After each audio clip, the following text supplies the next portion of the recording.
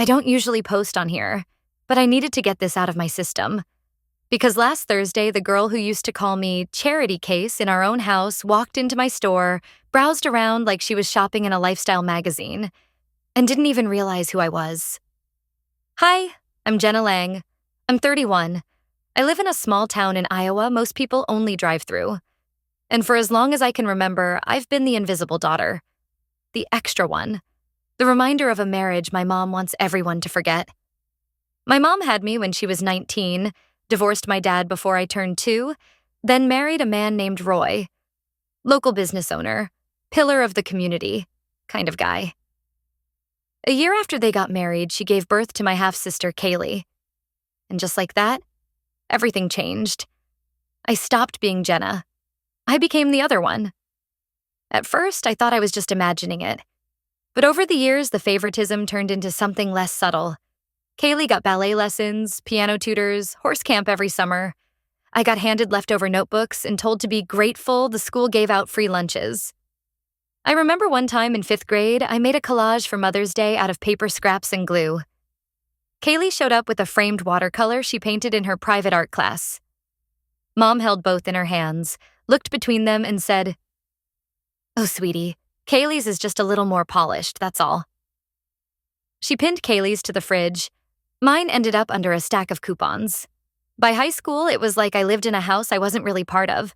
Kaylee was prom queen material. Cheer captain, top of her class, local fair princess. Me? I worked evenings at a diner to buy my own art supplies, studied interior design online, and spent most nights in the attic room no one else wanted. Once I overheard Roy talking to my mom in the kitchen. "I don't get why she wastes so much time on that decorating crap. She should be looking at nursing programs or a real job." "She's not like Kaylee," my mom said. "That's for damn sure," Roy replied. It stung more than I ever admitted. When I brought up applying to a design school in Des Moines, they laughed. Literally laughed. "Jenna," my mom said, trying not to smirk. "We can't afford to send you to some artsy dorm to decorate pillowcases." But a week later, they drove Kaylee out to tour 3 private colleges. She hadn't even picked a major. So the summer I turned 19, I left. No big drama, no slammed doors. I packed my duffel bag, took my sketchbook, and left a sticky note on the fridge that just said, "Thanks for everything." Jenna, I couch surfed for a while, worked retail, waited tables, saved every tip I could. I rented the storage closet of a converted nail salon and turned it into a mini studio apartment. It was moldy, but it was mine. Fast forward 12 years. I now own a small but beautiful interior design boutique right on Main Street. I built every shelf, curated every piece. I run my own projects, have a loyal client base, and yes, I'm still in the same town. Because leaving didn't feel like winning. Building something right where they thought I'd fail? That felt like the real comeback. And then, 5 days ago, on a Thursday at 3:42 p.m., the glass chime on my store door rang. I looked up from my sketch pad. Kaylee, looking just as polished and smug as ever. She was with another woman, probably her future mother-in-law from the way she was talking. Kaylee didn't see me, didn't blink, just walked in like she owned the place. "Cute little shop," she said loudly. "Bet it's cheap, though." I stood behind the register. She walked right past me, scanned the room, and then turned to the woman and said, "We just need someone who can make it look expensive for the wedding photos, not like rustic poor."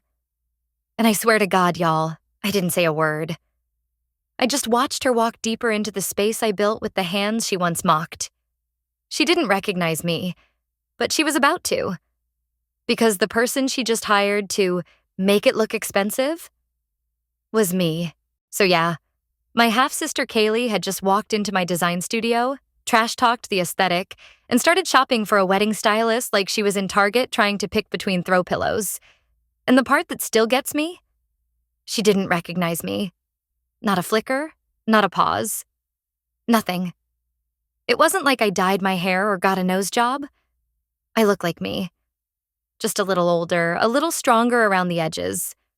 But apparently when you've spent your whole life pretending someone doesn't matter, It's not hard to erase their face, too.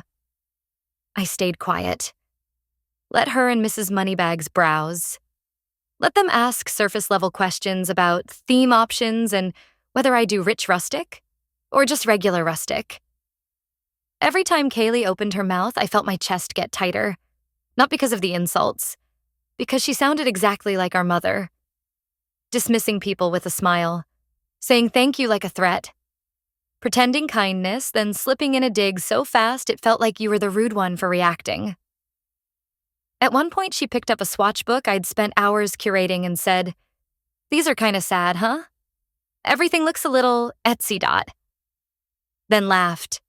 I thought about every late night I'd stayed up researching textiles, every dime I'd saved to source quality local materials, every time I second-guessed myself because I didn't have a degree like she did. And I said nothing, until her phone rang. Kaylee stepped outside to take the call, leaving her future mother-in-law behind. That's when the older woman turned to me and said, "Are you the assistant here? Or the owner?" I told her, "I'm Jenna Lang. This is my business." She blinked. "Oh, you're that Jenna Lang, the one who did the campaign office in Des Moines last year?" I nodded. Her whole posture changed. Respect. Genuine, real, grown woman respect. She started asking better questions, even took out her phone to show me inspiration photos. And then Kaylee came back in.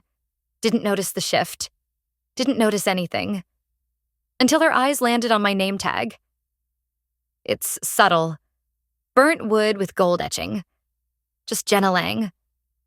She squinted, tilted her head, and said, "Wait, your name's Jenna?" I met her eyes. "Yeah, Jenna Lang." Her mouth opened slightly, closed again. For a moment, I swear she looked scared. But then, just like our mom used to, she smiled like nothing happened.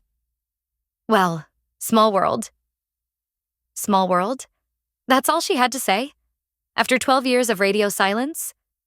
After the last thing she ever told me was, "You're not family, you're just someone who lives here." During her Sweet 16, when my name wasn't even on the guest list? She acted like this was some casual run-in with a childhood friend.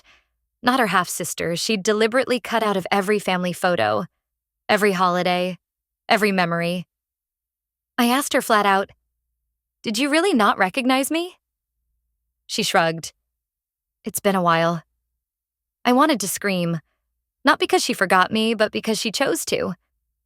She chose to pretend I didn't exist for over a decade, and now she wanted my help. For her wedding, the cherry on top. As she and her future MIL were leaving, she turned back and said, "I'm sure we can work something out. Maybe you could give us a friends and family rate?" A friends and family rate. Like I hadn't been working 70-hour weeks for years just to get out of debt. Like I hadn't bled for this business. Literally, I have a scar on my wrist from a box cutter accident during the first renovation. I didn't respond. Just gave her a card and said, "Let me know what you're looking for. My full pricing is on the back." And then I locked the door behind them and cried in the bathroom for 20 minutes. But here's the kicker, the part I didn't see coming. That evening, I got an email from her fiancé. Subject line, "Clarification on your services." The message read, "Hi, Jenna. I'm Mark, Kaylee's fiancé. I just wanted to confirm, did I understand correctly that you're her sister? Because that's not how she introduced you. So, yeah." I agreed to go to my half-sister's engagement dinner. I knew it was hosted at Maison. I knew they had no clue it was mine. And I knew I wasn't going there for validation. I went to remind myself how far I'd come. How far they didn't follow. But nothing could have prepared me for what it felt like to walk into the dining room of my own restaurant, sit down at the table like some distant relative, and listen to them rip apart every dish like it was a Yelp audition. The moment I stepped in, my mom gave me the scan. That head-to-toe look that assesses how expensive your outfit is. She clocked my thrifted dress and pearl earrings like she was calculating a loss. "You've finally arrived," she said, not warmly. Not even fake warmly.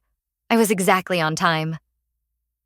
My dad gave me a stiff hug, like I was a work acquaintance he hadn't expected to show up. Heather, of course, was glowing in designer everything. She barely looked at me. "This is Bradley," she said, motioning to her fiancé like she was showing off a car.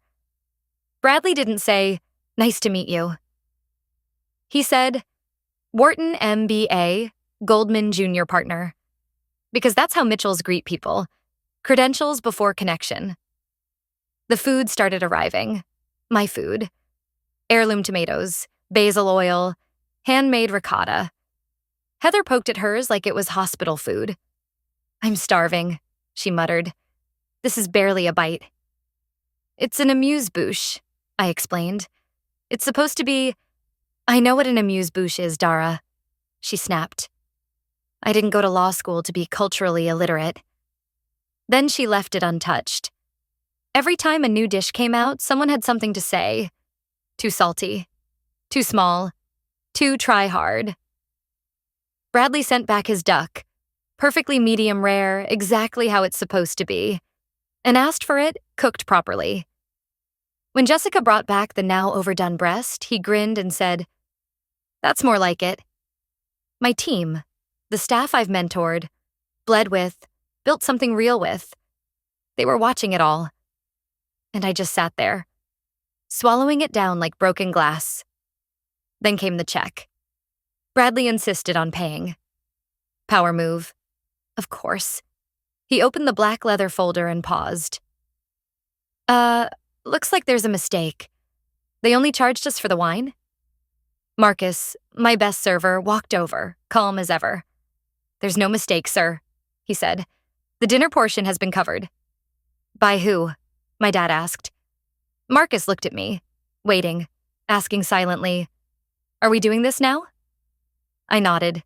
Then he said, "By Miss Dara, the executive chef and owner of Maison." Silence. Like, actual, God-honest silence. Heather stared at me like I'd grown antlers. My mom dropped her fork. My dad opened his mouth and closed it. Twice. "You own this place?" he finally said. This? I just nodded. Calm, steady. They started scrambling. Backpedaling. "Oh, why didn't you tell us?" "We'd have supported you. We're so proud." No, they weren't proud. They were just relieved I wasn't a failure anymore. And then, because life is sick with irony, Bradley leaned in and asked, "Do you have a private room? For our rehearsal dinner?" Heather said this place had potential, and now that I know you're the owner, maybe we can talk discount? I looked at him, at Heather, at the people who once called cooking servant work. And I said, "I'll check with the kitchen." Then stood up and walked out.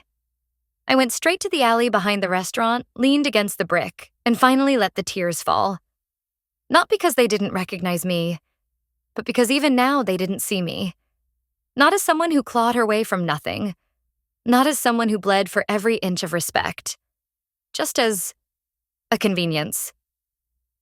If you've ever had to build a life while the people who were supposed to believe in you either ignored you or tore you down, if you've ever walked back into the room and realized they still don't get it, I see you. You're not alone. And if you've made it out the other side, even just a little, I hope you know that your story is worth telling too. I'm still shaking, still angry. But for the first time in years, I don't feel small. I feel undeniable. And that's something they can't take from me. After Marcus outed me as the chef and owner of Maison, the whole table sat in this frozen, twitchy silence, like they were trying to reload their operating system mid-conversation. I just stood there. No explanation. No apology. Let them squirm. You could almost see the wheels turning behind my dad's eyes. Heather's fork was still midair, stuck between insult and realization. Bradley? He blinked so hard I thought he was buffering. I finally sat back down and reached for my water like it was any other Thursday. My mom was the first to crack, her voice all high and sugary. "Well, darling, I wish you'd told us sooner. We would have shouted this from the rooftops. This is extraordinary." "Yeah, sure." Now that I'm featured in Food and Wine, now that the food you just tore to pieces comes from my kitchen, now you want to brag? I looked her in the eye and said, 5 years ago, I told you I wanted to go to culinary school. You said I was embarrassing the family name. Silence. Heather recovered next. You really own this whole place? Like, your name is on the lease? It was almost funny, the way she said it. Like my name on a building couldn't possibly be real. I just nodded. I paid off my investors last year. It's mine outright. Bradley leaned in, and I swear I could smell the pivot coming before he opened his mouth. Well then, what an opportunity. I have clients looking into hospitality investments. Maybe we could set up a meeting. There's a lot of potential for expansion if you're looking to grow. I nearly laughed in his face. You want to invest in the business you just called overpriced and underseasoned? He flushed red. I was giving honest feedback. No, I said. You were showing off. There's a difference. Here's the thing. I didn't go to that dinner planning to blow it all up. I wasn't there for revenge. But once I saw how quickly they flipped, from smug to scrambling, it made something cold and sharp in me click. So when Heather piped up, trying to redirect again, I let her talk. Anyway, she said, forcing a smile, let's just move forward. Maybe we can have our rehearsal dinner here. If you're not too busy, of course. I sipped my wine and shrugged. I'll check the calendar. Then she pulled the move. She leaned closer and whispered, honestly though, Dara, you should have told us. I would have worn something nicer if I knew I was dining with the chef. I looked at her. Really looked. And for the first time, I saw it. Not power. Panic. Because this wasn't just about me being successful. It was about me flipping the dynamic she'd built her whole identity on. Heather had always been the golden one. The accomplished one. The one with the degree, the status, the connections. And now I was the one sitting across from her with a Michelin nod and a cookbook coming out in fall. She didn't want reconciliation. She wanted control. Again. So I made a decision right then. I turned to Marcus, who was lingering by the bar, watching quietly like always. Could you grab the house folder from the office? I asked him. He nodded and disappeared. Heather looked confused. What are you doing? I smiled. Just checking something. A minute later, Marcus came back with a plain manila folder and handed it to me. I opened it slowly, took out a printed event contract, slid it across the table to Heather. She leaned in to read. And that's when the twist landed. Because printed at the top of the page, in bold capital letters, engagement dinner, Heather Mitchell plus Bradley Warren, reservation made by Allison Lang. Allison, my brother's wife. The one they never quite treated like real family either. The one who chose this restaurant because she wanted to impress her in-laws, not knowing it was my place. But she knew now. And she'd said nothing. She let them book it. Let them sit through the whole dinner trashing me, knowing. Heather turned red. Wait, Allison booked this? My dad narrowed his eyes. Is this true? Allison took a slow sip of her drink, then shrugged. Didn't think it mattered, until it did. The silence that followed hit harder than anything I could have said, because they knew. They knew what it felt like to be strategically excluded. To be the afterthought. The outsider in your own family. I've never felt more seen, or more sad. Because the truth is, I didn't come here to win.